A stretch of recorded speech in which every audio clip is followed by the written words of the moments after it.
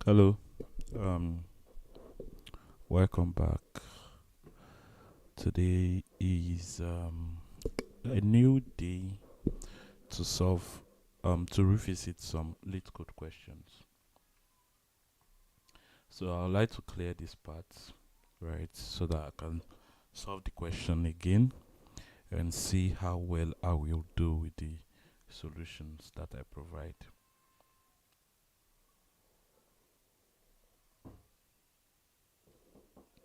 Yeah.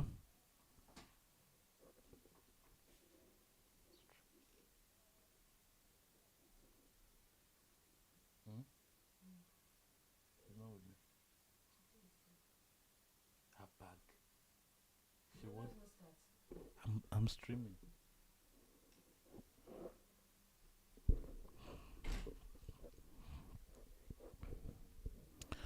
All right. Sorry about that. Just okay. So I think today is kind of um I don't know.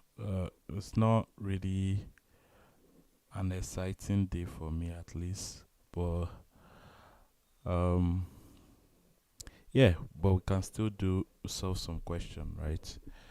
I'll start. These are the questions I solved yesterday, and I'll go over them and explain the solutions.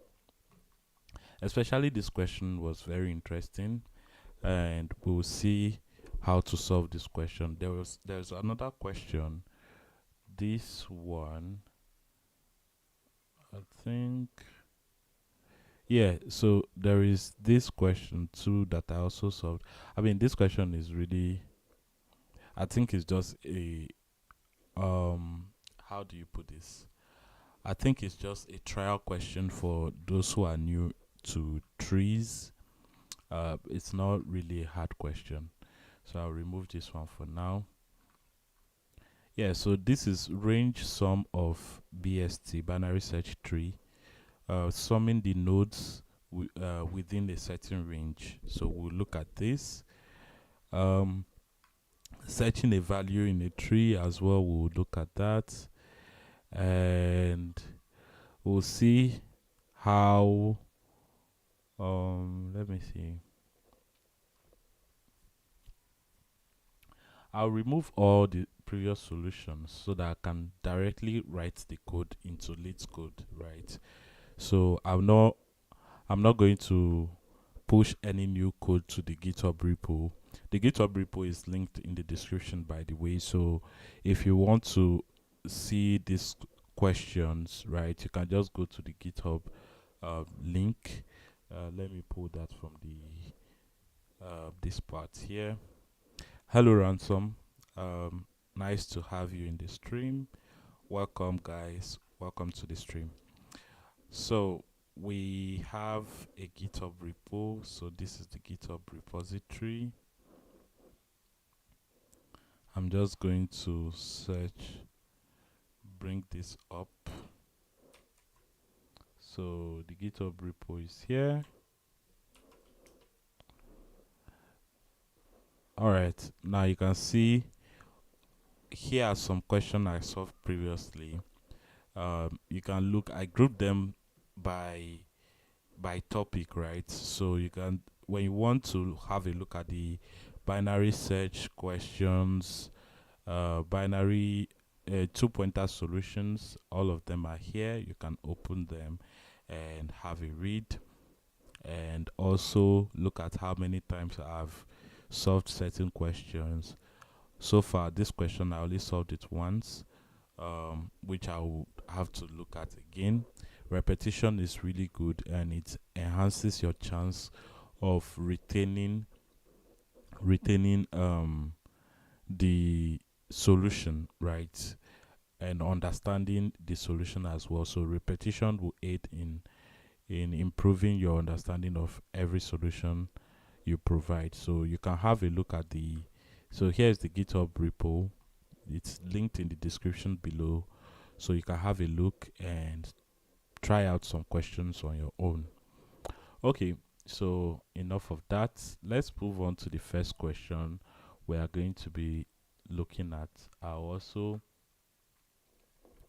um so here is okay, range of value in a tree, so we can remove this as well. So I will solve this once again, right? So this is another problem that is really nice for us to solve. Okay, we are going to be looking at 3 questions today. 1, 2, let me remove this, and 3.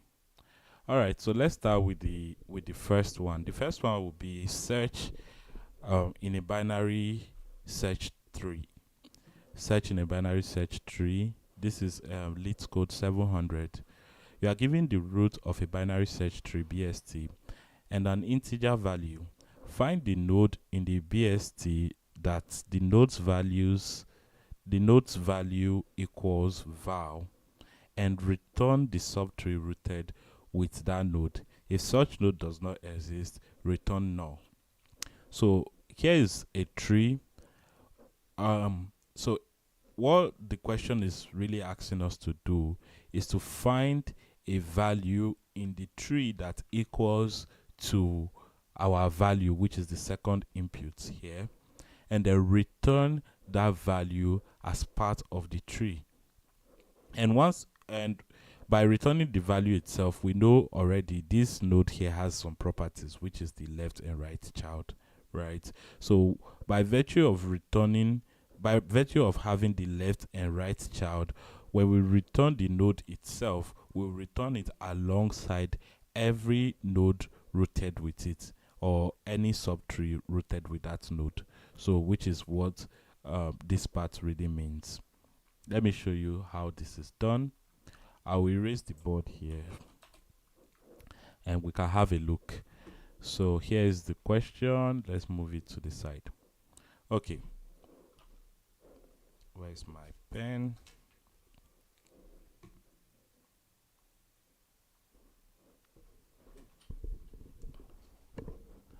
So we have a tree which is 4 2 so a tree with 4 2 7 1 3. Okay, so we know the root of our tree will be 4. So we have the tree like this. This will be 4, and then we have 2, we have 1 here. That's too long. We have 1 here, we have 3, and then we have 7.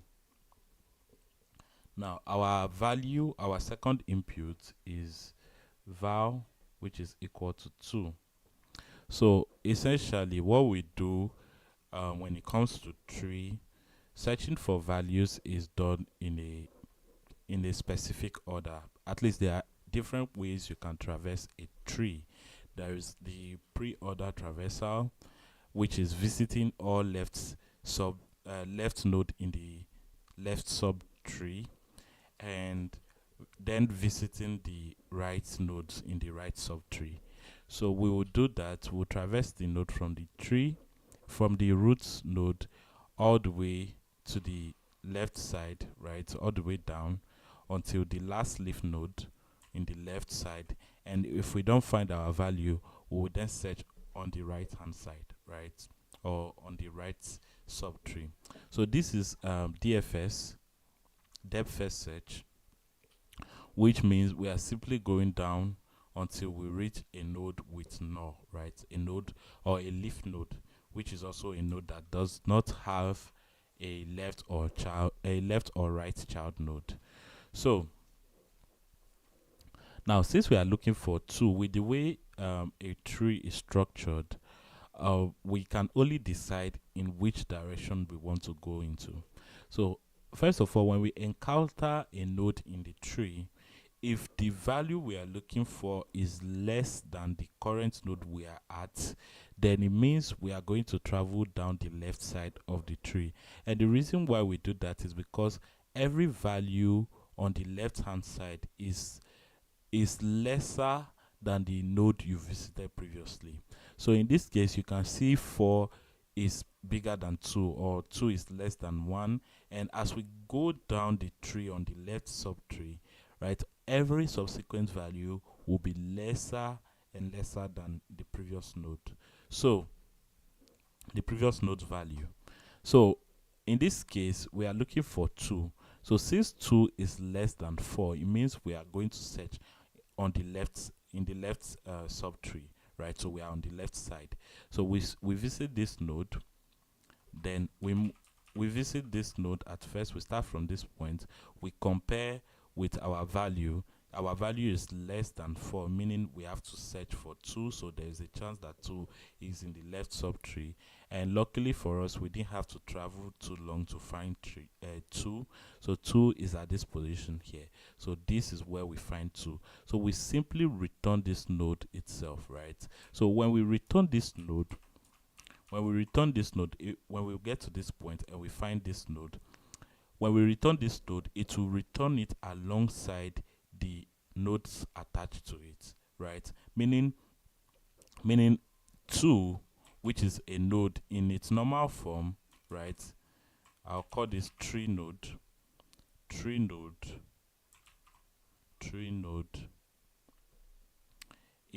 has some properties, right? So we have value, which is 2.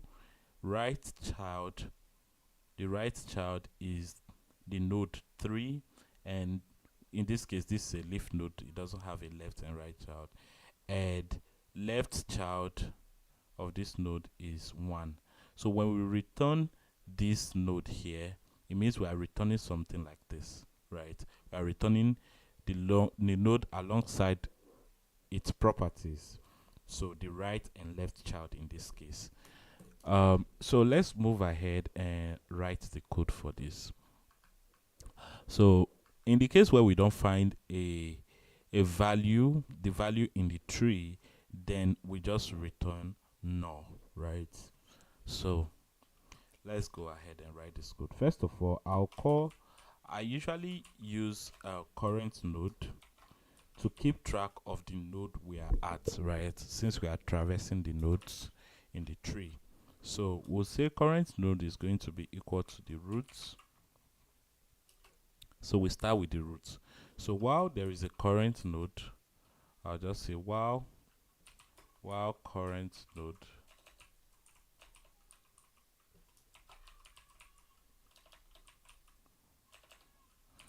before I continue the code, let me check if there are any questions. Okay, no questions yet. It's good so far. So far, so good.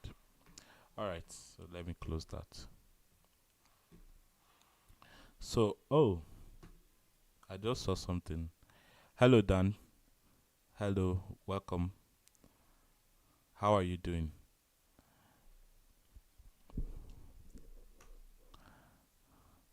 All right, so let's continue.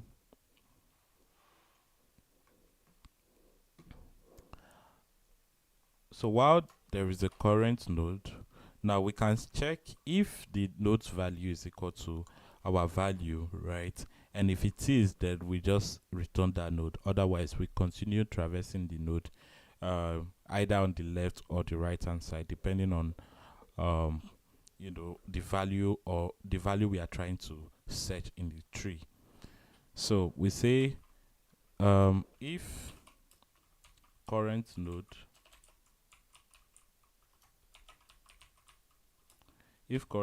dot value, okay, they call it val here, is equal to value, right, is equal to our val, then we just return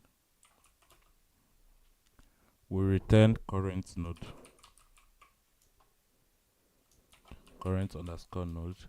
Otherwise, if current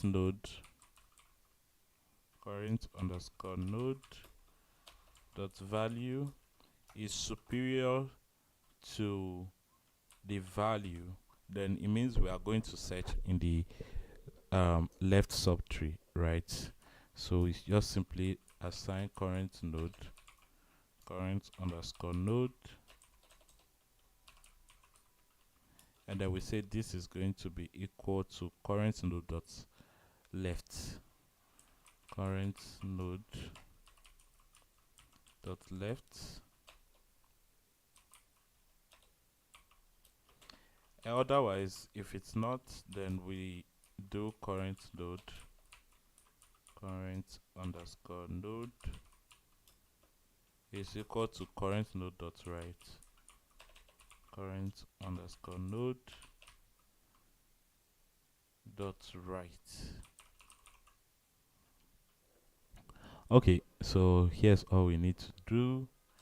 Then yeah, so in the case where we don't find the node, when our, maybe we reach the last node in either of the subtrees and that node does not have a next value, or the node is none, then we can just return none instead. So return none, right? We would have returned null, but we don't have null in Python, so we can just use none instead. So let's run this and see if there is any mistake. Then okay, so it's pretty much okay. For submission, can submit this for now. Okay, this is fair.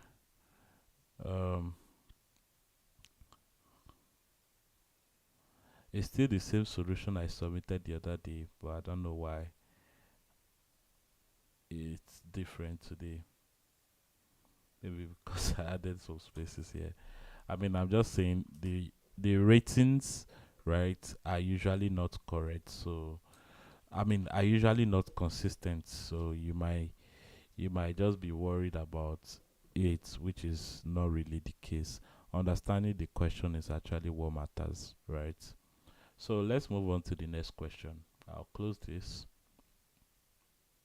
and I'm not going to do this now. Let's solve the second tree problem.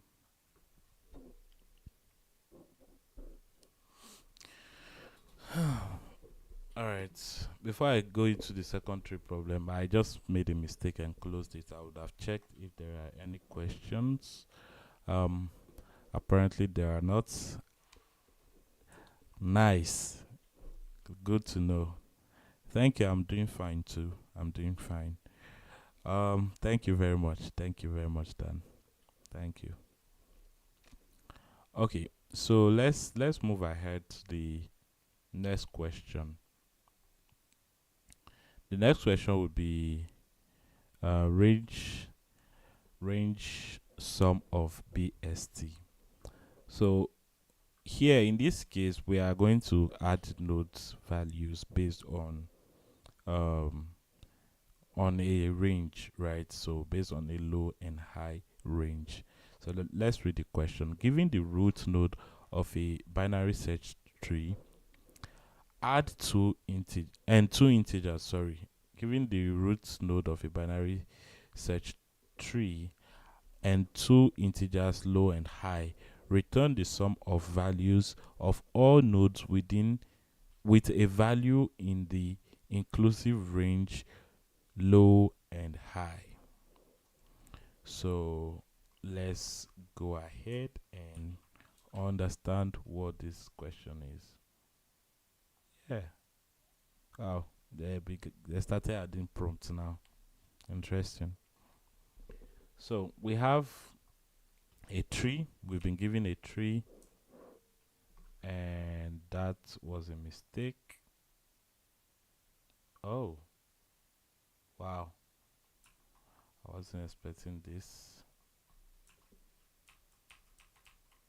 Oh, I opened it in. Oh, come on.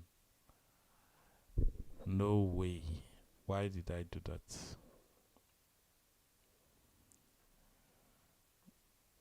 Dun, dun, dun. Come on. Okay. So we have a range to look at, right? We'll be given a tree and we want to sum every value in the tree based on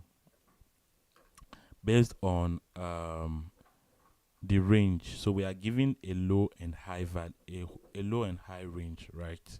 So meaning for us to add the node to the sum we are returning at the end of the day, that node has to have a value that falls within the range of low and high.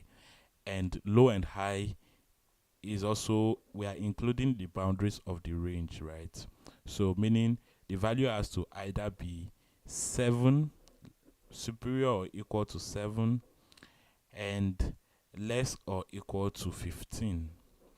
So let's say, for example, in this case, we are giving a high and low. So our low here is, okay, this is strange.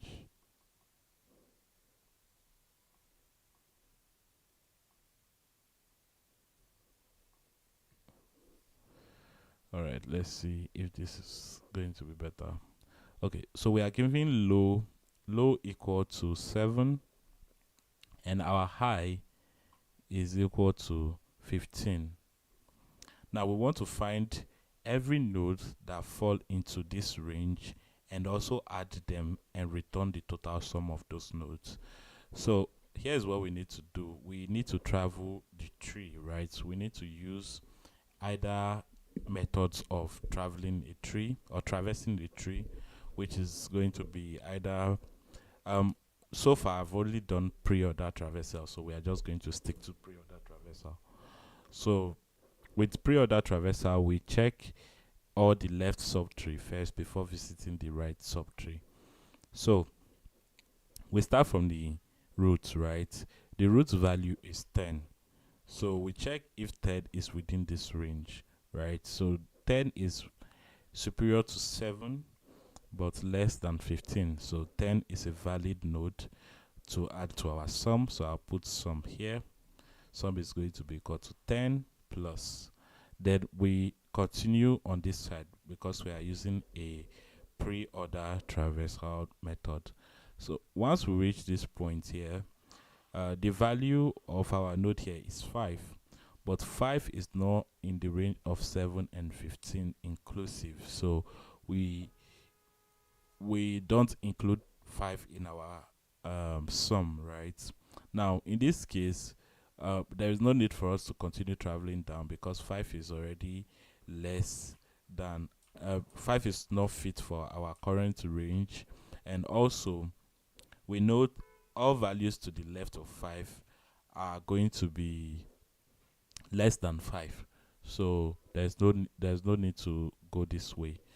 But because we are using pre-order traversal, we'll still visit the last node until the node is none, right? Meaning the node does not have a left or right child. So so then that will be the case where we stop the iteration. So we'll still visit this node here, and then we'll then come back to this side. So we'll visit the left child of, I mean the right child of 5. So the right child of 5 is 7. 7 is within the range of low and high, which is 7 and 15. So we have 7 here, and then we add again. So now after visiting all the nodes in this subtree, we go back to this place and visit all the nodes on this side. Now the node here is the node on the right side of this root is 15.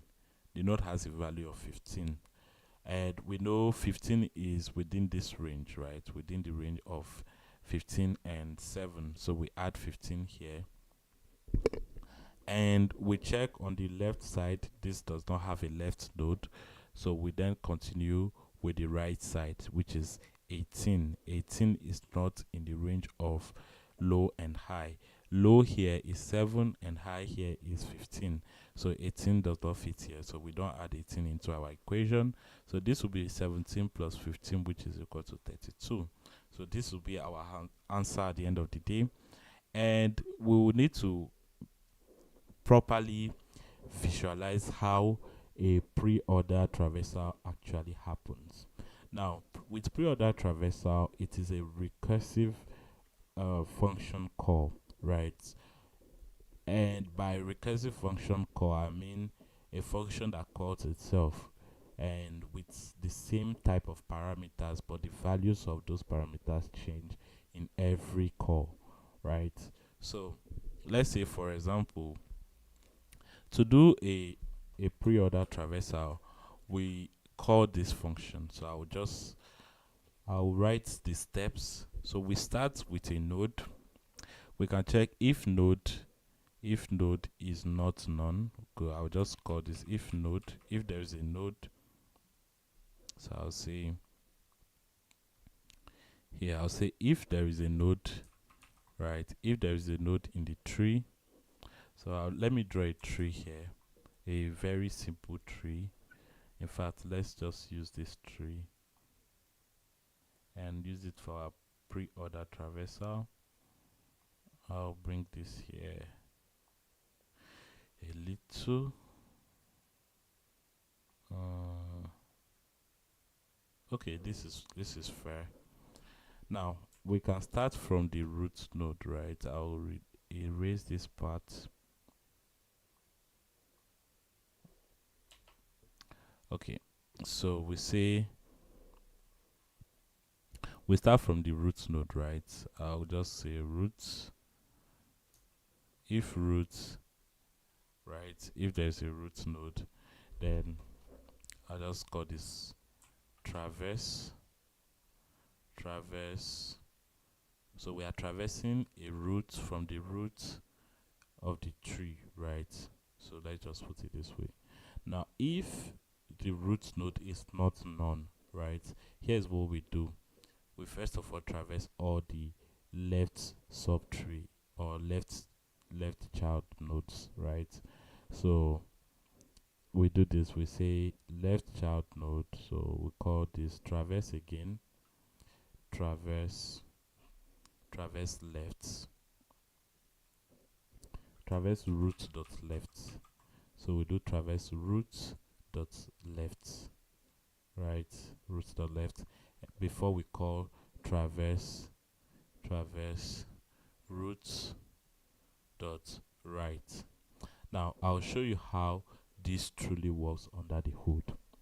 When we call this function at the on this line here, I don't know, this is line 3.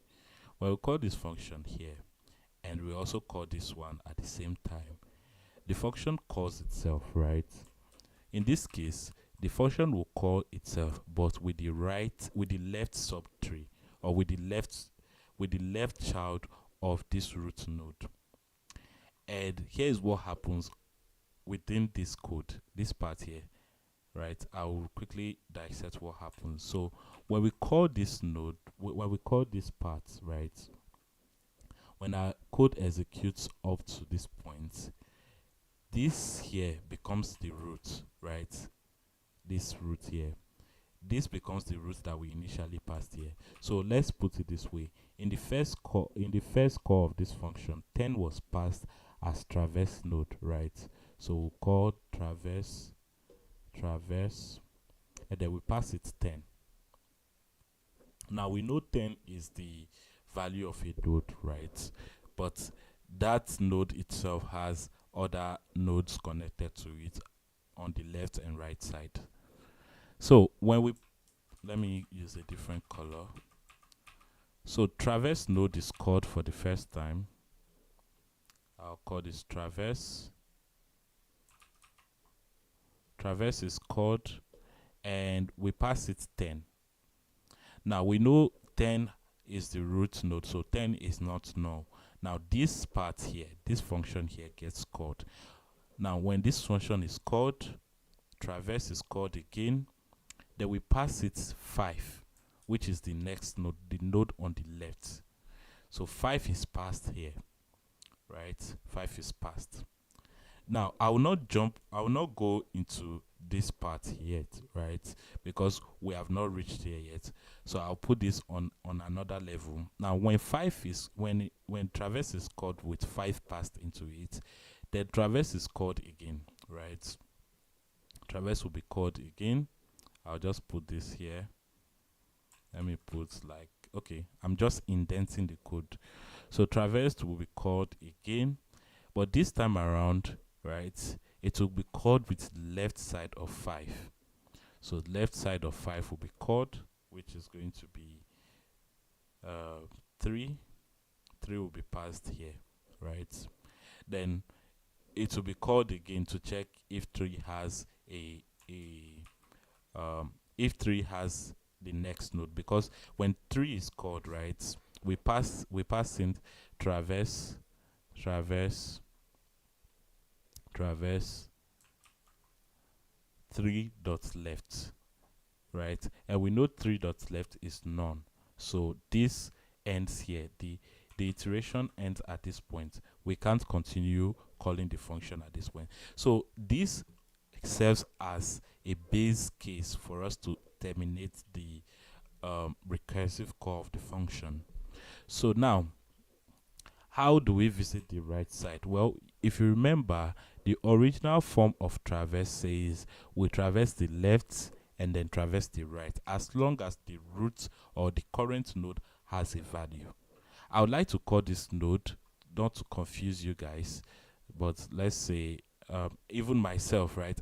I prefer calling it node instead of root, or current node, right? Current node or root. So I'll say, okay, let's just leave it like that. But this root here basically changes in every recursive call. So the function terminates here. The function call terminates here because 3 does not have a left. Now, mind you, right, on the same line, right, the right side of 5 has to be called as well. The right subtree. So we'll come here, we'll call traverse again.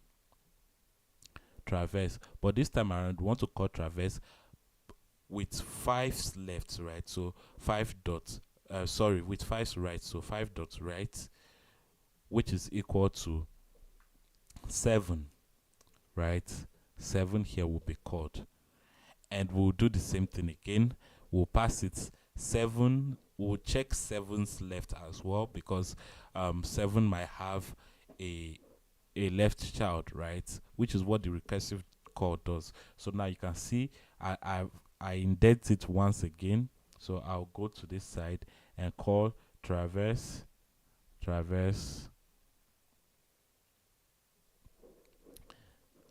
7 dots left, right, to check if 7 has a left child. Well, we know 7 dots left is going to be none. So with this check at this point, we say if root, then make a recursive call, right? But root here is going to be none, so we terminate the recursive call at this point. Even if we check 7 dots right, we'll still terminate the recursive call at that point too. But already we are going to stop it here because it doesn't have a left child, right? And then we'll call it for the right child as well. So traverse 7 dots right. Same thing will happen here. I didn't write it out, sorry about that. This is going to be none, and we stop the iteration here as well. Now we have visited all the nodes in the left subtree of 10, right? We have visited all the nodes in the left subtree of 10, and the left subtree of 10 we have 5. 5 has a left subtree which has a node of 3. 3 does not have any other node, so we stop the iteration here. We would have called, traverse for the right side of 3, so we stop the iteration here, and then we'll call for the right side of 5, which is going to be 7, where 7 is, and we'll do the same thing for 7, but in this case 7 has none on both its left and right child nodes. So after this, right, now we can just trace this back, because we are going to call this function again for the right side of 10, right, which is how the pre-order traversal works. So this is what happens under the hood when you recursively call the function by just passing it here. So we say in this case we'll traverse with a value of 15, right? I think we have 15, yes. So traverse with 15. Now we are on the right side of the root node, right? So we are going on the right side of the root node.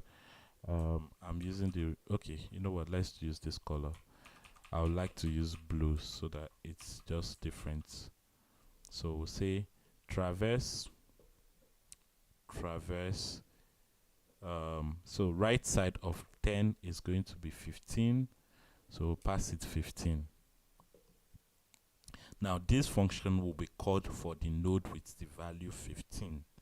Now the node with the value 15, we know with traverse we visit the left side and the right side of the node. So we'll do traverse again.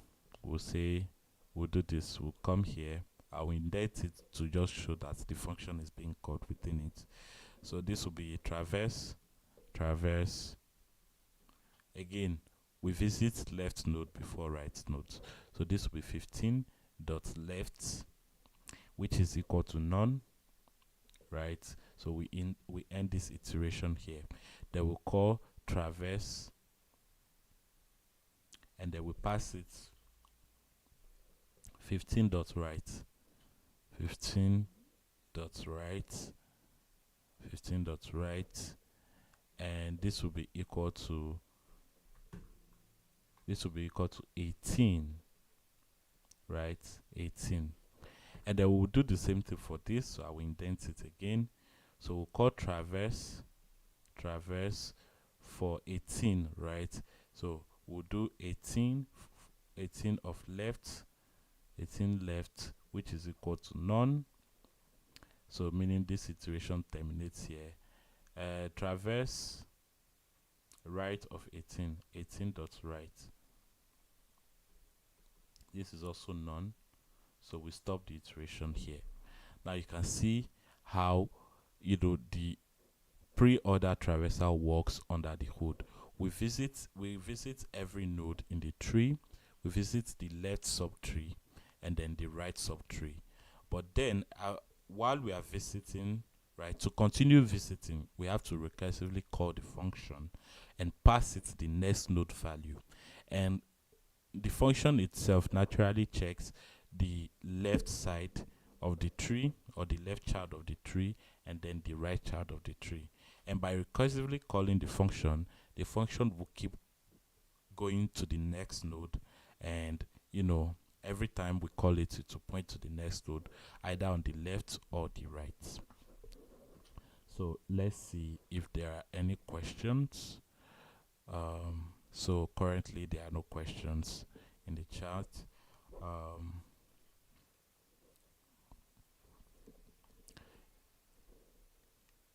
EW said do flower bed problem, it's 2 pointers. Very good practice problem. Okay, I will look at that later. Hello Comfort Pere. Okay, nice to have you here. All right, so yeah, this is how the recursive call of pre-ordered traversal problem works, right? So let's see, what is flower bed problem?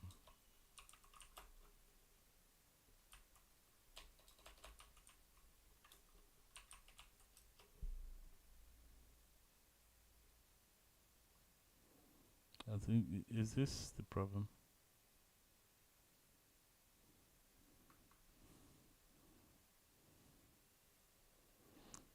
Okay, I think this is the problem. If this is the problem, I'll have a look at it later and solve it.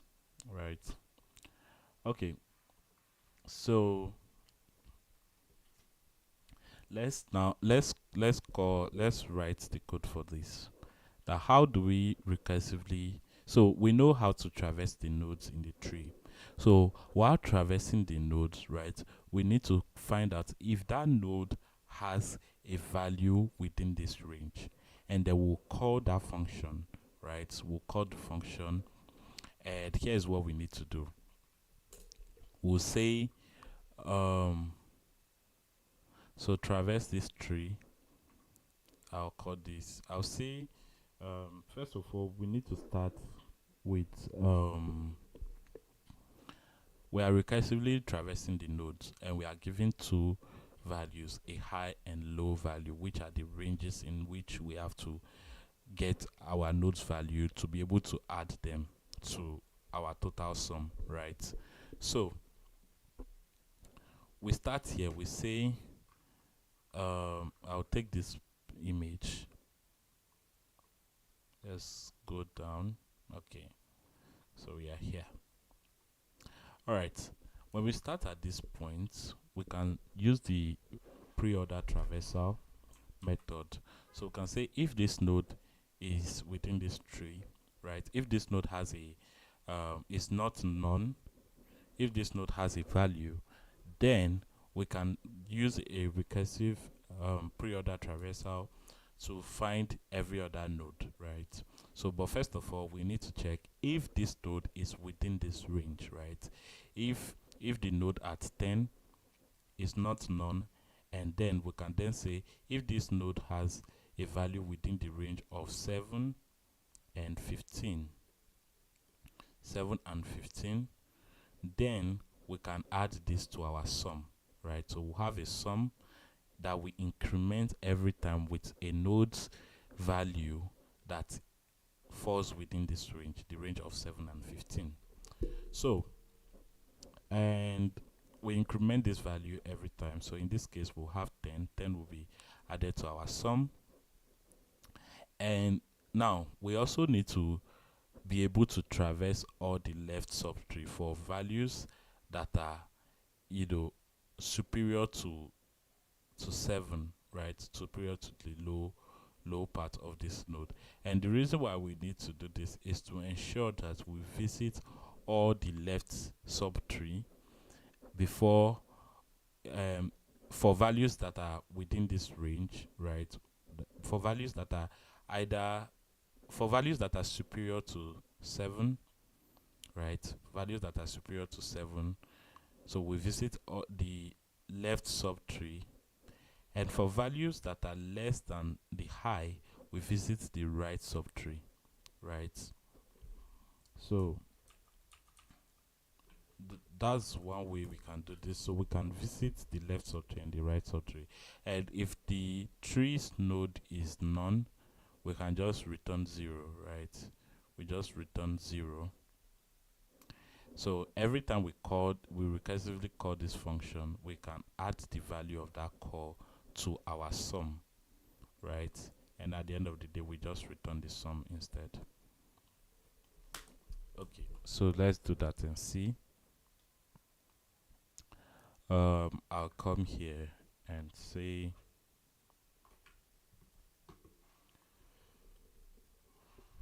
so we have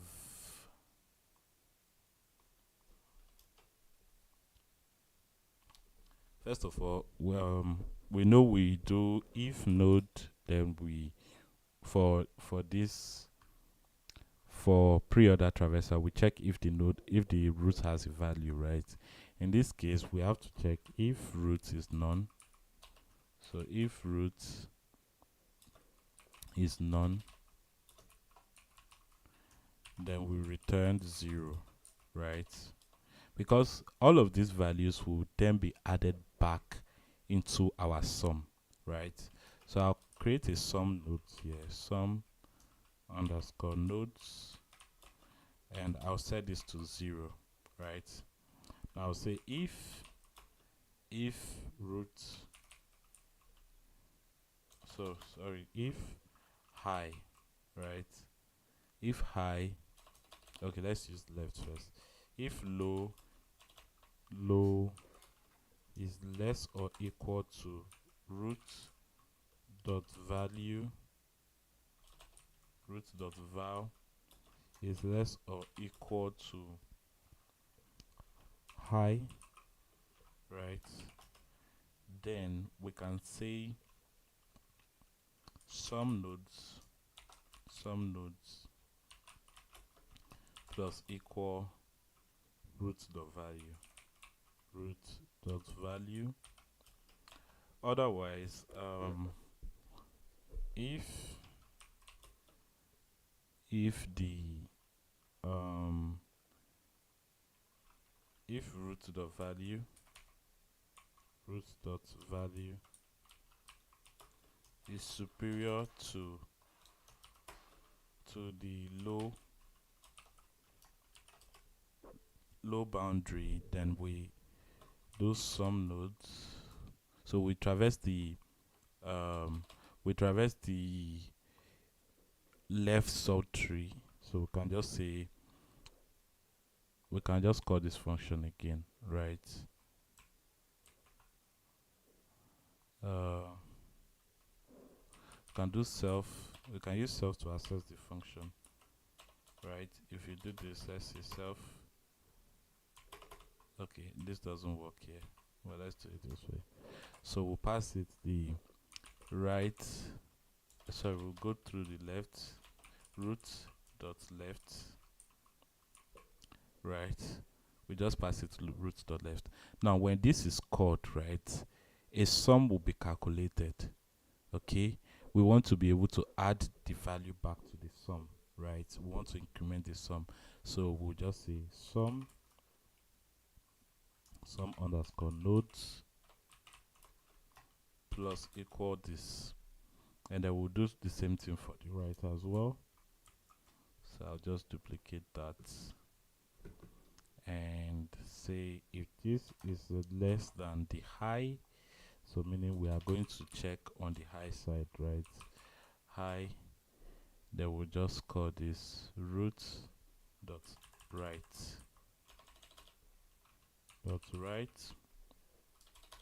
sorry, root dot right, and in the end we just want to return some nodes.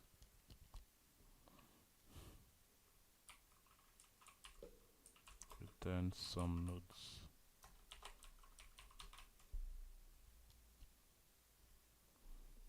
Okay, so let's run this and see.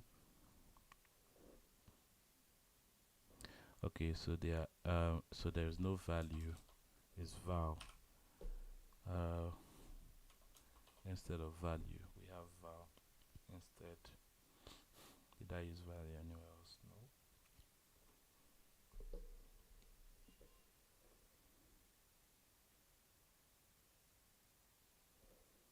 Oh, okay, I did not pass it the low and high. Sorry. Recursive call has to have the same parameter, right? Low and high, so we pass it the low and we pass it the high. High. All right, so let's see again one more time if there is any mistakes. Okay, so there are no mistakes for now. We passed both test cases, so let's submit this and see. Okay, the solution is quite okay. It's been accepted. Now let's move on to the last question for the day, and we will look at this. So here's an interesting question, and it is on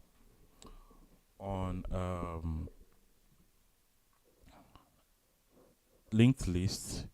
So we are just adding values to we are adding values from nodes of two separate linked lists, and then returning a corresponding or returning a new list for the sum of those values, right? Let me check if there are any questions at this moment. Okay, no questions yet. No questions.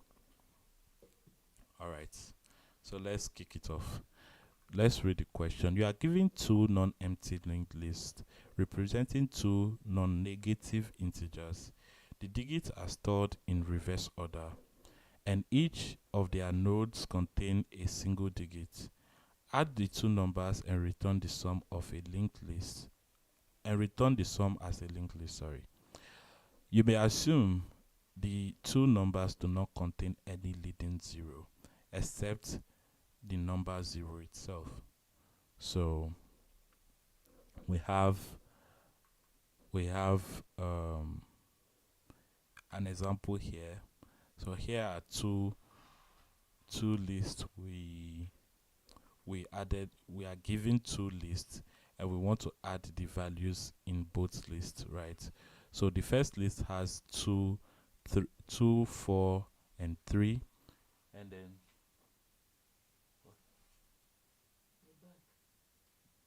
which bag? Oh, check the boot. Sorry. So we have two lists, right? The first one has 2, 4, 3, and the second one has 5, 6, 4. So let's use this and explain. Let's look at comprehension.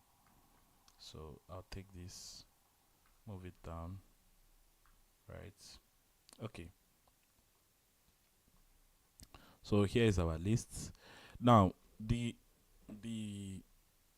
I will not say weird, but like the confusing thing about this question is not really adding the nodes in the tree, right? It is how we are going to store values when we have two digits results from the sum. In this case here, you can see five. When we add five to um, when we add 5 to 2, we have 7.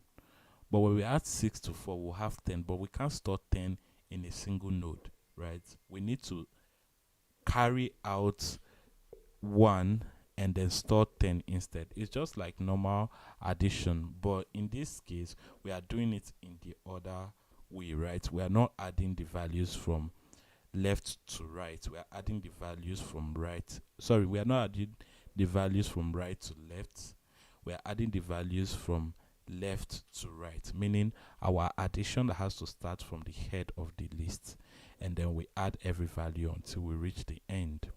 Now, the only part where we might have issues is how we are going to store values that are that have two digits, right?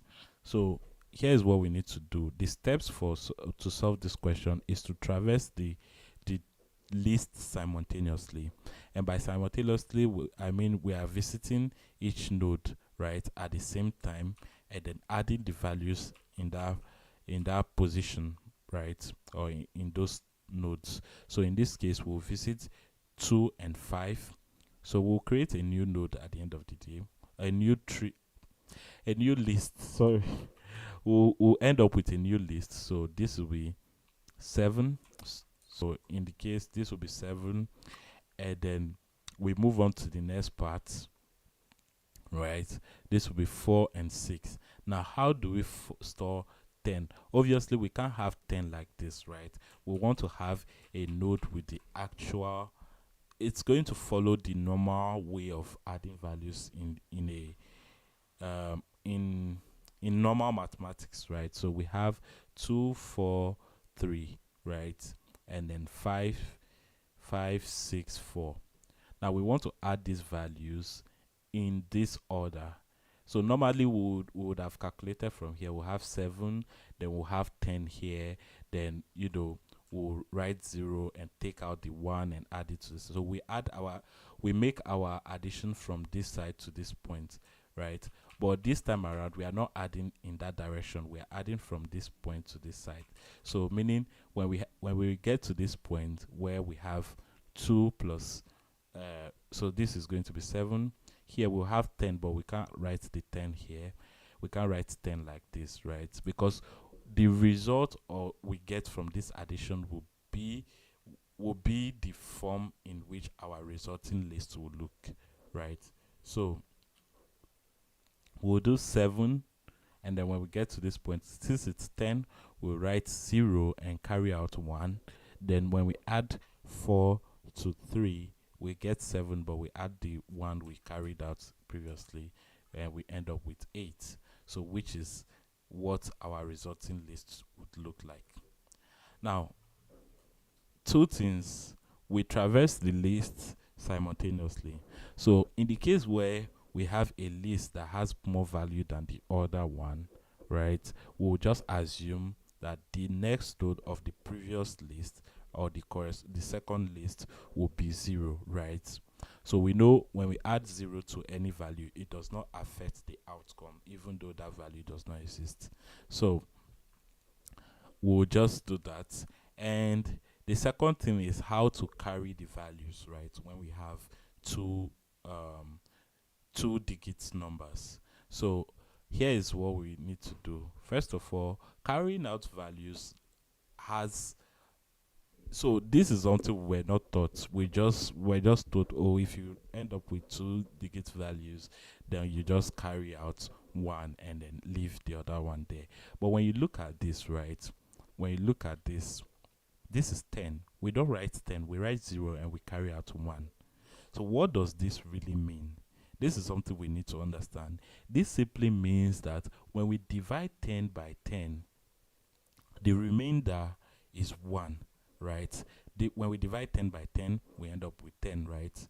I mean, when we divide 10 by 10, the answer is 1, right? So the remainder of this division, right, is 1, which is what will happen in any case. If we had 22, we still divide 22 by 10, right? Because if we had 22 as a result of any addition, which is in this case is not what is happening, but I'm just saying, I'm just giving you an example.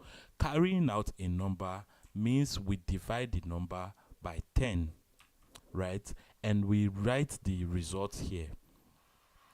So the result of that division is what we write, and then we take the remainder, right? And it's the remainder we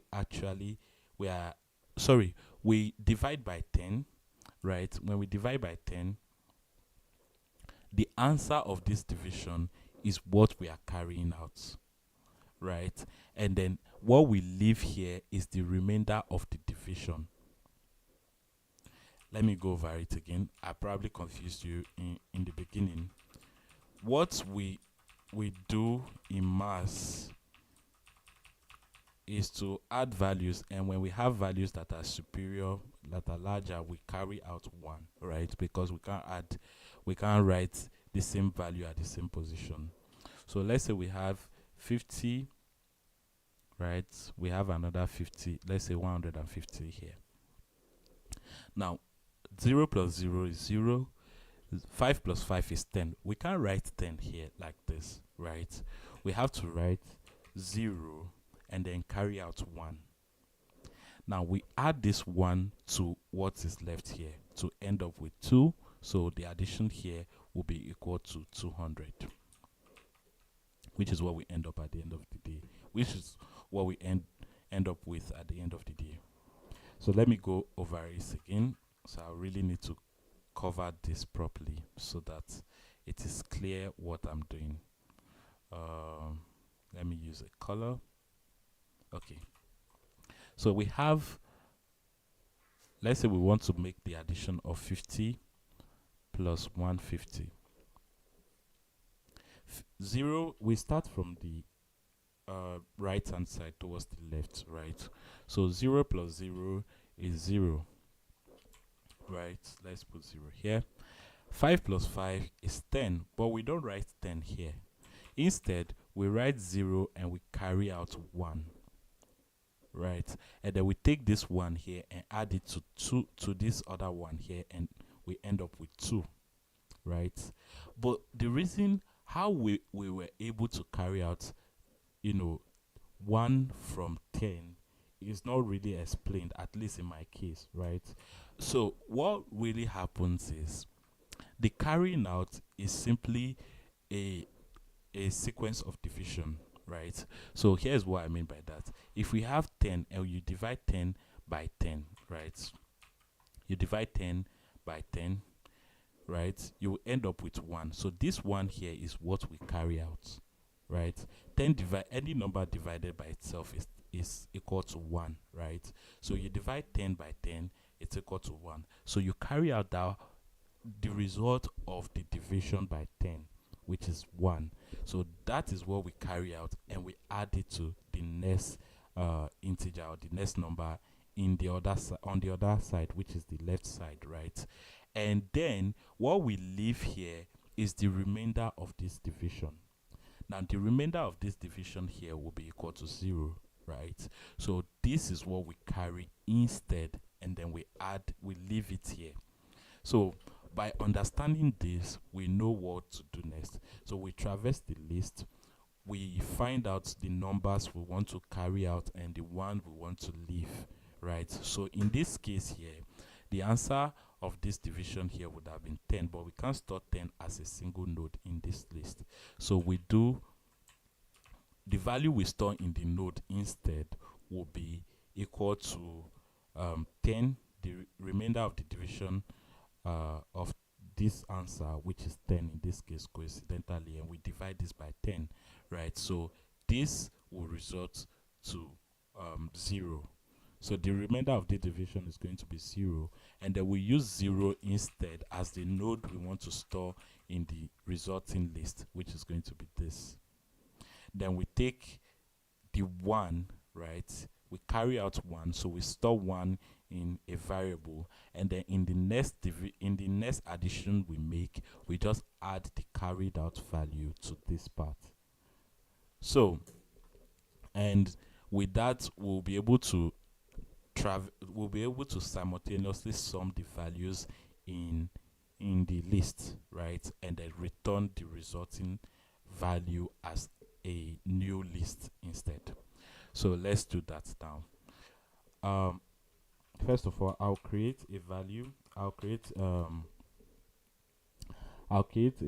new node. I'll call this dummy, a dummy node. Oh, let's call this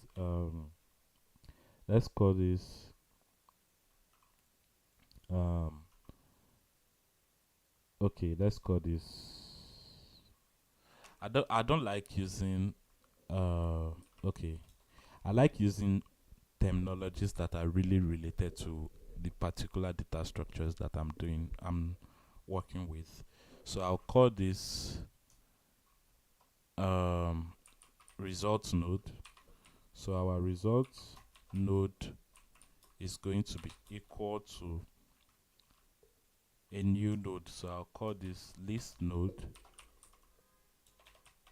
List node is going to be equal to, so we set 0 as the head of this node. Now we'll use another variable to keep track of the nodes in this current results node, so that we'll be able to set the next node in the results node, right? So we'll say current node is going to be equal to the results node, and we'll create a variable for the carried out value, right? So when we carry out a value, we'll store it in this variable here. So we'll say carried val, and you know what, I like using snake case instead. We'll set this to 0 initially, right? So we'll say while L1, which is our first list, while there is still a node in L1, and or L2, and or there is a carried value, right? Carried val. Now, why do we use or in this case? Well, we use this or because when there is when we reach the end of let's say L1, for example, if we did not use or, this loop will be terminated, right? And we will not be able to continue adding values in the second list. So we need to use or to be able to continue traversing the second list as long as we can, right? So we'll say I'll call this value 1. The first value will be the L1, right, dot val. Now L1 dot val does not always mean that L1 will have a value, right? So we have to use a conditional statement to be able to access the value here. Now if the value does not exist, like I said in the beginning, we can set this to 0, right? It doesn't affect our calculation. When it comes to addition, 0 does not affect anything. So let's say this will be L1.val if if L1 exists, or if L1 is not none, you can put is not none, right? But this is just too much. If L1 else, you return 0. And they will say val2 is going to be L2 dot val if L2 else return 0. So we can then continue. We say so our total will be equal to L2, sorry, val1 plus val2 plus the carried value. So plus the carried value, right? And then we'll say if, so not if, then we have to calculate the carried value again. So here's how we do it. We'll say carried value, let me go back up, there's no, we'll say carried val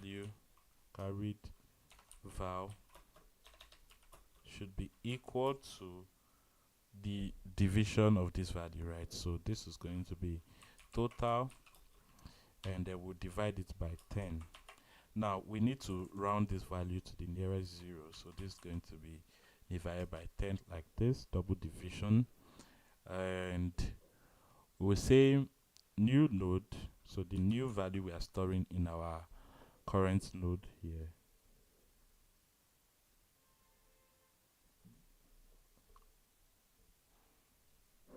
will be equal to, new node is going to be equal to the list node class. So we create an instance of the list node again, and then we'll pass in the total, the remainder of the division by 10, and this will create a new list node, and then we'll then store that value as the next value of our result node. Now since we copied results node in this case, it will be easier for us to do that. So we'll say current node, current underscore node dot next will be equal to the new node, and then we'll set current node to the next node. So we'll say current node, sorry, current underscore node to current node dot next, current underscore node dot next. All right, and in the end we'll return, we should return the results node, results node dot next. So because we set 0 as our head node, we can't return the results node itself. We have to return the next node that we inserted in it. So let's run this and see. Okay, so there's a mistake now. Okay, so here, okay, now there is another thing we need to do. This loop might end up running forever, right? The reason why that will happen is because we are not resetting L1 and L2 to their next value. So let's do that now. I'll say so if we are still in the same iteration, in the same loop, so I'll just shift down a little. I'll say if L1, right, we can set L1 to be equal to L1 dot next, else if there is, if L2, this is not an else statement, we are just simply swapping values, right? So if L2, then we can just say L2 should be equal to L2 dot next. All right, so let's run this and see. Okay, so the solution has been accepted. It works for cases with just zero as values and on equal length of nodes in each list. So let's oh I should have submitted this. So let's submit this and see.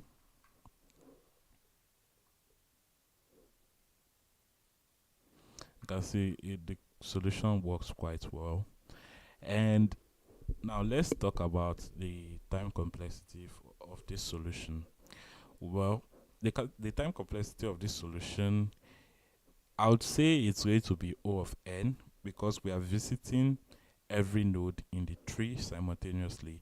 Now, you might argue that okay, one of the I keep saying trees, one of the list has more nodes than the other, right? In cases like that, it's still going to be O of n, right? Even in the case of unequal amounts of nodes in a list, in the list, sorry, it's still going to be O of n because we are visiting every node in the list simultaneously, one at a time. So that's about it. And thank you guys for watching, and I'll see you tomorrow. So let's see if there are any questions. I'll check. If there are no questions, then this stream is over for today. Okay, no questions. Nobody is here. Okay, it's been nice having you guys today, and I'll see you guys tomorrow. Bye.